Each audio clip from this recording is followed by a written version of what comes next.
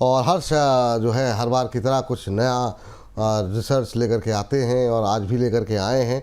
हर्ष, आज किस विशेष क्षेत्र के बारे में बात करने वाले हैं? जी, हम लोग सर आज बात करेंगे डाटा सेंटर के स्टॉक्स में। और हाल ही में हमने देखा एक अच्छा खासा करेक्शन देखने को मिल रहा है, लेकिन तमाम इस तरह की रिपोर्ट्स और सरकार खास तौर पर काफ़ी ज़्यादा फोकस कर रही है इस सेक्टर में। तो आने वाले समय में क्या एक अच्छी यहाँ पे अपॉर्चुनिटीज़ दिख रही हैं, तो इस पर हम लोग चर्चा करेंगे। सबसे पहले मैं अपने व्यूअर्स को बता दूँ कि देखिए स्क्रीन पर भी हम लोग लेके आते हैं कुछ आंकड़े।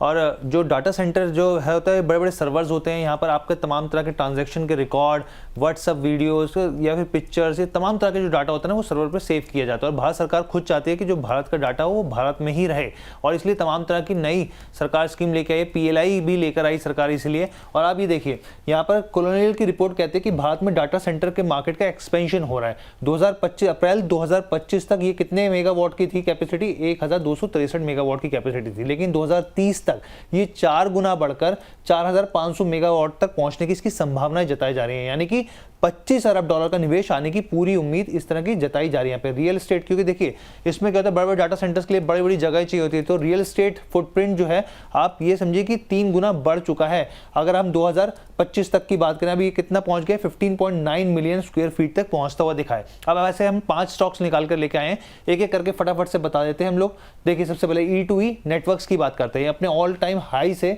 करीब 48% नीचे है। और मैं अपने व्यूअर्स को बता दूं, अभी हाल ही में L&T ने इसमें 15% का माइनॉरिटी स्टेक हायर किया, और इसके बड़े बड़े क्लाइंट है जोमेटो, नाइका और तमाम तरह के क्लाइंट्स हैं। अब स्टॉक पी देखिए 121 पर ट्रेड कर रहा है, 48% गिरने के बाद भी 121 पर ट्रेड कर रहा है। सेल्स ग्रोथ 3 साल की देखें 47% है। ईपीएस ग्रोथ 5 साल की देखें तो 38% है। ये हो गया पहला स्टॉक। अब दूसरे स्टॉक की तरफ बढ़ते हैं, करके दोनों पे सब पे राय भी लेते चलें थोड़ी थोड़ी, तो ज़्यादा बेहतर रहेगा। रवि जी की सर जरा इस शेयर पे नजर डालिए, और अभी सर कैसा लग रहा है? एक नया क्षेत्र जिस पर कि काफ़ी ज़्यादा चर्चाओं में है, ये E2E नेटवर्क करीब करीब अगर देखें तो करीब 2906 के आसपास ट्रेड करता हुआ 15-16% की रैली एक महीने में रही है। अभी करंट लेवल पे क्या सलाह रहेगी आपकी? देखिए हर्ष तो एक बहुत बढ़िया जबरदस्त टॉपिक लेकर आता है जो कि आपके फ्यूचर को बनाता है। लेकिन हाँ, जनरली आदमी जो फ्यूचर देखना चाहता है ना, वो सिर्फ 2 दिन का देखना चाहता है। कोई भी 2 साल 5 साल 10 साल का देखने में ना घबराता है। तो मुझे ऐसा लगता है कि बहुत अच्छा टॉपिक है, बहुत गौर से सुनिएगा। 5 स्टॉक की चर्चा अगर बोल रहा है तो वो बहुत इंपॉर्टेंट है। जहां तक E2E की बात कर लें, 122% का रिटर्न 1 साल में दिया है, सिर्फ 3 महीने में 60% का रिटर्न दिया है, और 1 महीने में 18 से 19% का रिटर्न। साथ में गिरा भी है, 6 महीने में देखे तो 33% गिरा। यानी कि गिर कर उठने की भावना अगर किसी में दिखी है तो वो इस स्टॉक में दिखी है। वॉल्यूम थोड़ा कम होता है तो पॉकेट संभाल कर ट्रेड करिए, लेकिन दम है। और ये स्टॉक एक बार 3800 के आसपास जो है वो आने वाले समय में देखने को मिल सकता है। तो क्या फर्क पड़ता है, 2900 चल रहा है, 2500 चल रहा है, उससे कोई फर्क नहीं पड़ता।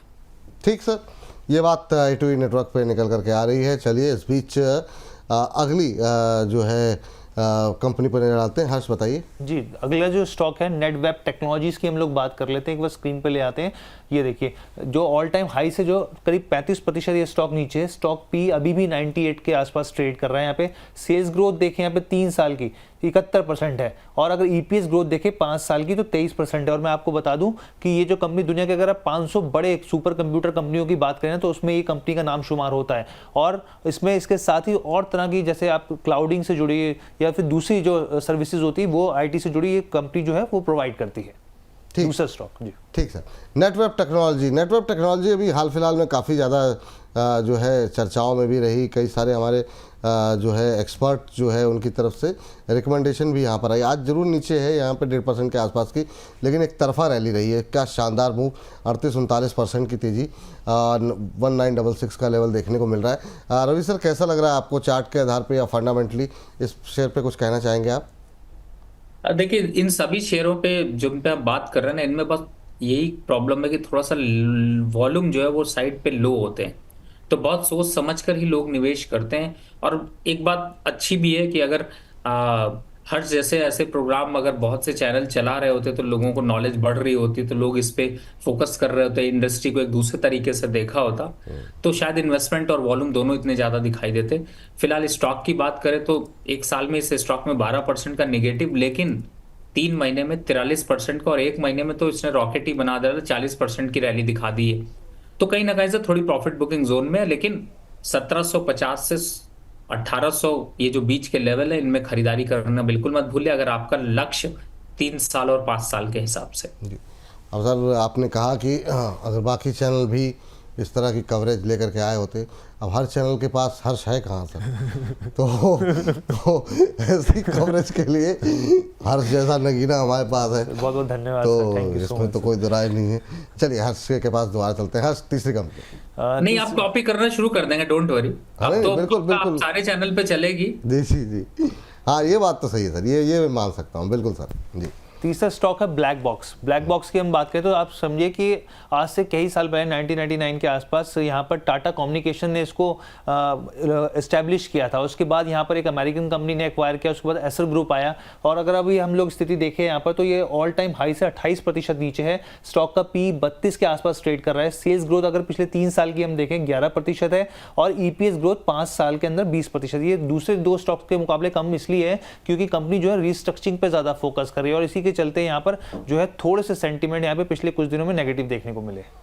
चलिए, तो ये बात निकल करके आती हुई ब्लैक बॉक्स को लेकर के। और सर ब्लैक बॉक्स मतलब आज तो काफ़ी ज़बरदस्त तेजी है यहाँ पर ब्लैक बॉक्स में। कहाँ से ढूंढ करके निकाले हैं हर्ष ने ये शेयर? 6.25% ऊपर आज इंट्राडे में 548 का लेवल। ये अलग रिलायंस पावर और बाकी जो इसके पावर की कंपनियां थी, जीनस पावर, उनको फेल किए हुए 48% की रैली एक महीने में। क्या टिप्पणी करेंगे सर? देखिए, इसमें रैली इसलिए दिख रही है विपुल जी, क्योंकि यही एक स्टॉक जो है वो अभी तक मार्केटिंग अच्छी कर पाया है, और कुछ दिन पहले से चर्चा में शुरू हुआ तो लोगों ने इसकी तरफ ध्यान बढ़ाया। जब लोग रील में चालू हो जाते हैं तो फिर अपनी रेल बनाने में चल देते हैं। तो मुझे ऐसा लगता है कि वो थोड़ा सा इम्पैक्ट रहा है। थोड़ा ओवर वैल्यूड प्राइस है, 520-500 के आसपास मिलने पे ज्यादा अच्छा था। तो अभी इस रैली को छूट गई है तो छोड़ दीजिए। 2 ऑप्शन और मिले हैं, बाकी 2 ऑप्शन मिलेंगे, उन पे निवेश करिए। थोड़ा सा वेट कर लीजिए। फिलहाल मोमेंटम में अभी 570 तक जा सकता है। 570 तक जा सकता है ये शेयर, ये सलाह यहाँ पर निकल करके आ रही है। चलिए अगली कंपनी का रुख करते हैं। हर्ष बताइए। ये चौथी कंपनी है ओरिएंट टेक्नोलॉजीज की हम लोग बात कर लेते हैं। यहाँ पे अपने देखिए ऑल टाइम हाई से 50% स्टॉक नीचे, काफ़ी नीचे है। अगर स्टॉक पी देखें तो 27.7 के आसपास ट्रेड कर रहा है। सेल्स ग्रोथ पिछले 3 साल में 22% इसके आसपास रही है। ठीक। सर ओरिएंट टेक पे आपका व्यू सर? फिलहाल देखिए, सारी इंडस्ट्री के सारे स्टॉक्स बाय करने के लिए नहीं होते हैं, कुछ स्टॉक अवॉइड करने के लिए भी होते हैं। तो हर्ष ने इसीलिए नाम लेकर के छोड़ दिया कि अवॉइड रखना चाहिए। चलिए, ओरिएंट को अभी अवॉइड करने की सलाह है। 333 के आसपास चल रहा है। लास्ट कंपनी कौन सी होगी हर्ष? जी, अनंतराज। और हमने देखा पिछले कुछ सालों में स्टॉक में एक बम्पर तेजी देखने को मिली। बेसिकली कंपनी रियल एस्टेट से जुड़ी हुई है, लेकिन लगातार डाटा सेंटर के ऊपर भी काफ़ी तरीके से मतलब एक्वायर कर रही हैं चीज़ें यहाँ पर। और बहुत ही यहाँ पर अगर आप देखें ऑल टाइम हाई से ये स्टॉक जो 41% नीचे आ चुका है, क्योंकि हम लोग बात ही कर रहे थे कि बहुत रैली बनती हुई दिख रही थी जब डाटा सेंटर का नाम निकल के आया था इस कंपनी में, और उसके बाद 41% नीचे। पी की बात करें तो 45 के आसपास ये ट्रेड कर रहा है। अगर आप सेल्स ग्रोथ देखें पिछले 3 साल की 65% है। और इसमें एक प्लस पॉइंट ये भी है क्योंकि कंपनी जो है वो रियल एस्टेट से जुड़ी है, और डाटा सेंटर में सबसे ज़्यादा जो होता है आपको एक अच्छी जगह की ज़रूरत होती है, काफ़ी ज़्यादा जगह की। तो ऐसे में क्या होता है कि सोने में सुहागा टाइप होता है। हालांकि वो रवि सर बताएंगे कि क्या इसके फंडामेंटल्स कैसी स्थिति है, लेकिन ये एक इसका प्लस पॉइंट है कि ये रियल एस्टेट में भी है, ऊपर से यहाँ पर डाटा सेंटर से भी जुड़ गई है। चलिए, तो एक साथ दो क्षेत्र से जुड़ी हुई कंपनी है, और आज रियल एस्टेट की जो रैली देखने को मिल रही है उसका लाभ भी मिल रहा है। 3.5% ऊपर अनंतराज का शेयर एक महीने में 29-30% चला है। सर कैसा लग रहा है आपको? देखिए, समस्या तो यही बात की कि बहुत ज्यादा चल गया है, लेकिन हाँ, यहाँ से भी अभी छलने की क्षमता रखता है, और 700 के आंकड़े की तरफ ये बहुत आसानी से बढ़ जाएगा। तो पार्शियल निवेश कर लीजिए, 100% मत करिए, 30-40% कर लीजिए। वापस से थोड़ा गिर जाए, 520 के आसपास आ जाए तो फिर 20-30% कर दीजिए। ऐसे करके स्ट्रैटेजी बनाकर डिवाइड करके अगर इन्वेस्टमेंट करते हैं तो अच्छा स्टॉक है। 750 रुपए के आंकड़े साल के अंदर आपको देखने को मिलेंगे। ठीक। चलिए, तो ये बात निकल करके आती हुई। तो हर्ष बहुत बहुत शुक्रिया, धन्यवाद आपका, ये तमाम शेयर, तमाम जानकारी हमारे साथ शेयर करने के लिए।